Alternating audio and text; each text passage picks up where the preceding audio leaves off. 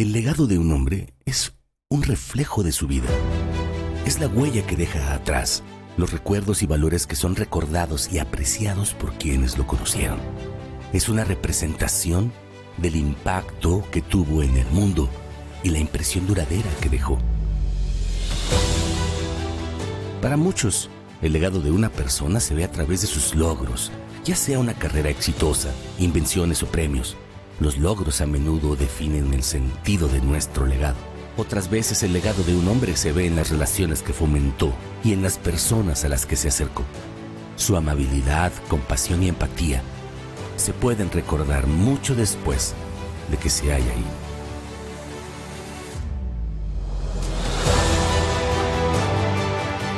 Aquí hablamos de un legado solidario que se dio como resultado de la unión de muchas fuerzas. De otra manera, no hubiera sido posible. Es por ello que nace esta serie, para reconocer el legado en vida de un hombre enamorado de su tierra, comprometido con su trabajo y al servicio de su gente. Juan Sabines, cónsul de México en Orlando.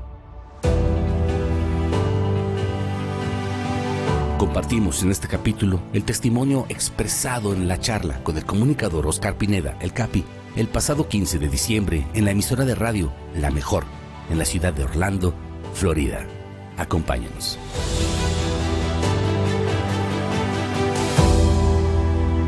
Ya de regreso aquí con una entrevista pues bien interesante.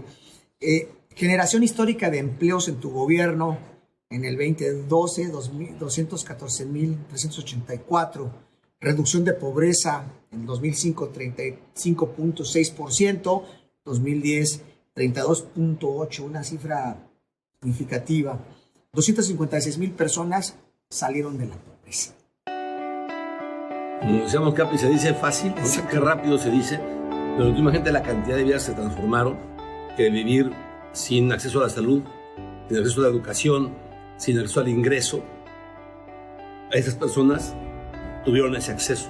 Colocamos más de 1,200 plantas, cilindros de agua para agua potable, que han permitido pues, que mucha gente no se enferme de problemas intestinales, que fuera lo más común en Chiapas, que la gente se muriera de diarrea, de enfermedades respiratorias y la muerte materna, la muerte infantil. La generación de empleos, que también es histórica, que nunca se han creado tantos empleos en Chiapas, registrados ante el IMSS, en la historia, más de 46,000 empleos nuevos se crearon en Chiapas, en un sexenio, en época de crisis. De programas sociales hablábamos de Banchiapas, que permitió dar crédito a la palabra. Hablábamos de un programa que también se llamaba Motor de la Economía Familiar, que Chiapas se dividió en 900 asambleas de barrio, donde la gente votaba por su obra y en lugar de hacer la obra del gobierno, la hacía la gente. La democracia participativa, eso fue muy parecido al programa del presidente López Obrador de La Escuela es Nuestra, donde le dan el dinero a los padres de familia. Bueno, nosotros en Chiapas, 10 años antes, le dábamos el dinero a la asamblea de barrio. La asamblea de barrio recibía 200,000 pesos al año para hacer su obra. ¿Qué ocurría? Que era mucho más económica la obra para ellos. Solamente una cancha de San Cristóbal que inauguramos, que hizo el gobierno, cuando fuimos a botar listón, la fuimos a inaugurar y la gente, lejos de pedir algo más, estaba orgullosa de su cancha. Yo le dije, la cancha la veo chueco. No, quedó increíble. La techaron, le pusieron gradas. Era de ellos. Sí, claro. Toda la gente defiende su obra. Exacto. Y le da un valor increíble, ¿no? En el catálogo del INIFECH, de obras, costaba esa cancha casi 600,000 pesos. Y les dimos nada más 200,000 pesos y un desierto. O sea, mucho más eficientes que el gobierno. Así, cada año hacíamos 900 obras solidarias. Era la democracia participativa. Y la cuidaban ellos, la obra. Claro. Hubo un camino de 7 kilómetros de huellas de concreto. Hacían salones, aulas, salones múltiples, tinacos, lo que la gente quería. Y lo hacían ellos mismos. Pues yo iba nada más al año siguiente a cortar listón de su obra, a que me la presumiera. Y la gente estaba muy orgullosa de ello. Y también decía la Asamblea de Barrio, dos motores de la economía.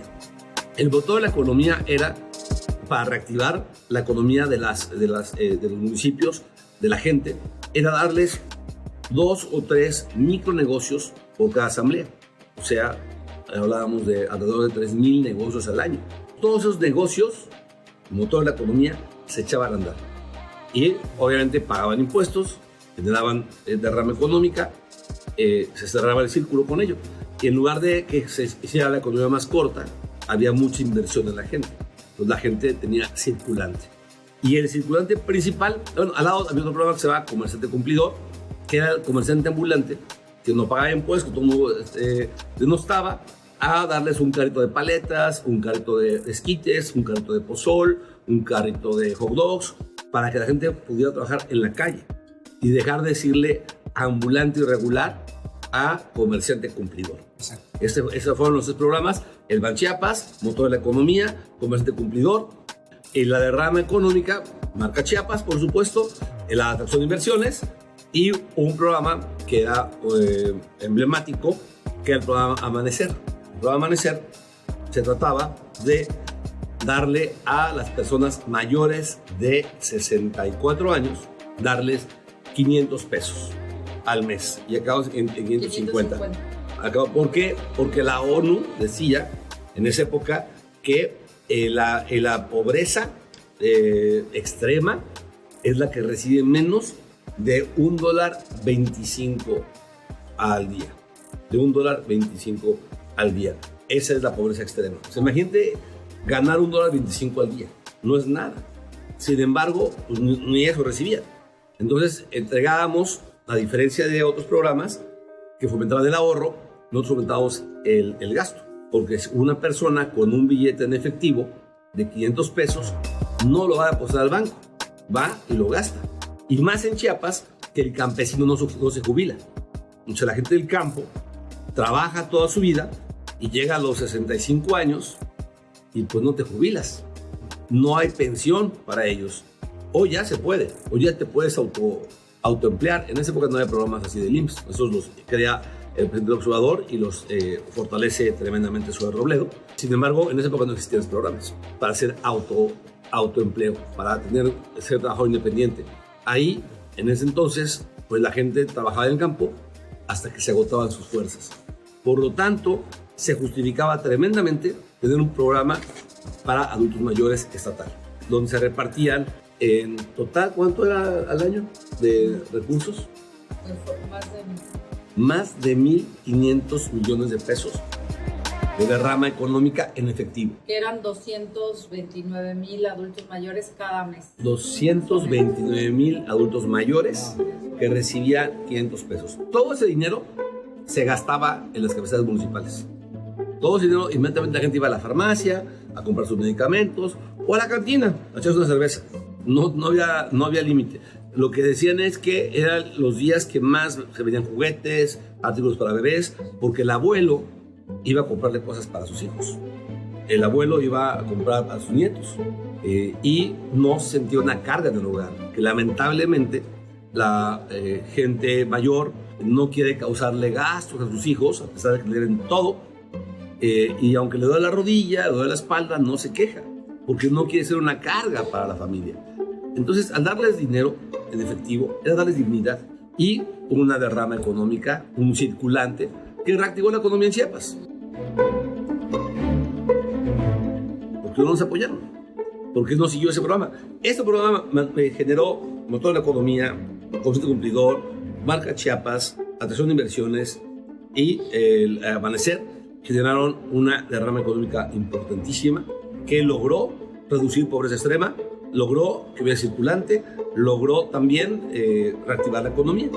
Y además una estrategia muy agresiva para el turismo, muy agresiva. Llevamos 2 vuelos a la semana de Houston a Tuxtla.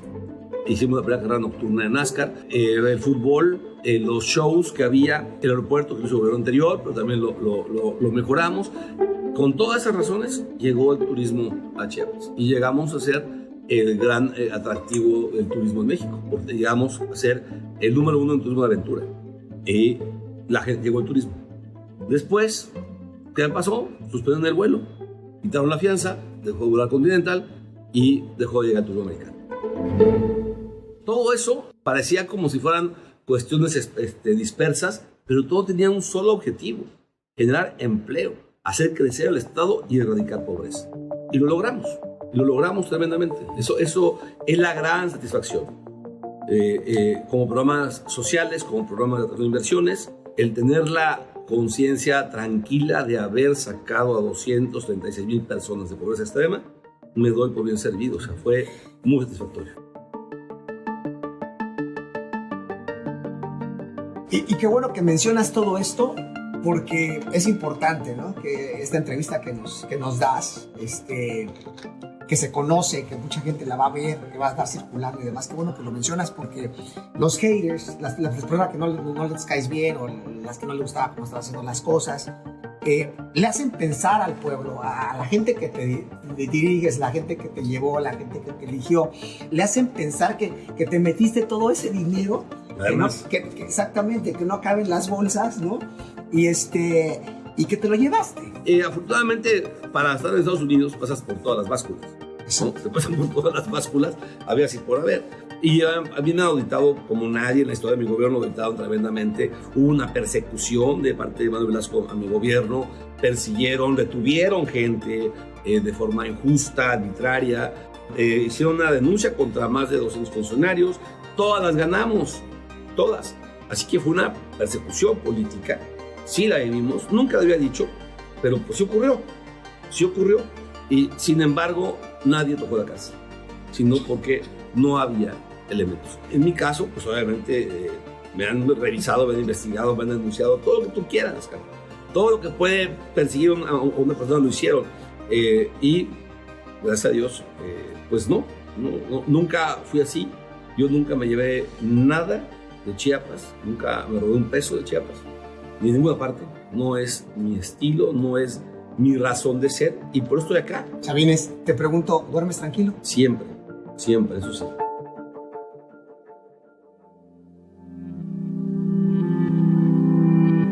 No, nunca le hice daño a Chiapas, porque amo mi estado, amo servir, amo a la gente, me gusta hacerlo, y no te dio cara para tener un puesto público si yo hubiera lastimado o robado el patrimonio del Estado, ¿no? Como hay quien lo hizo, y allá andamos.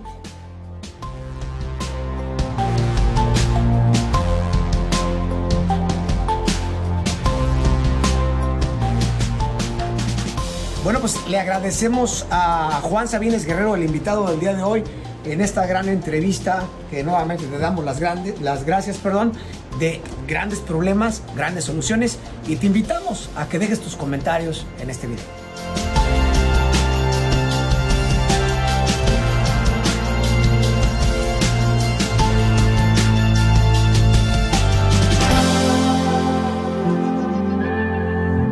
Escuchamos un testimonio de lo trabajado, de los hechos que marcaron un antes y un después en Chiapas. Continúe con nosotros en esta memorable serie y acompañe al comunicador Óscar Pineda a conocer de fondo la vida y obra del cónsul de México en Orlando, Juan Sabines.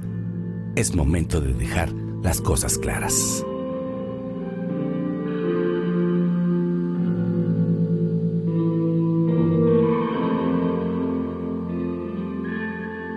Cuentas claras, amistades largas. La entrevista con Juan Sabines, cónsul de México en Orlando.